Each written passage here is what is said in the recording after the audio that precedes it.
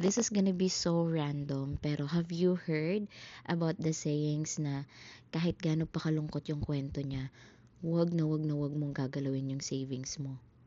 And then sa mga comment sections, marami ka makikita na kahit ano pang mangyari, never akong nagsisi na tumulong ako sa isang tao or ginalaw ko yung savings ko para makatulong sa isang tao.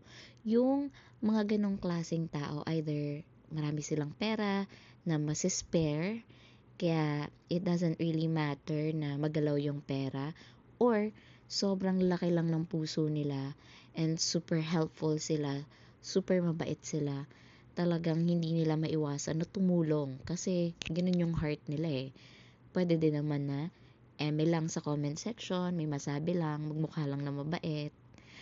And sana hindi dumating yung time na lahat ng tao na nalungkutan ka sa kwento and ginalaw mo yung savings mo para sa kanila para makatulong.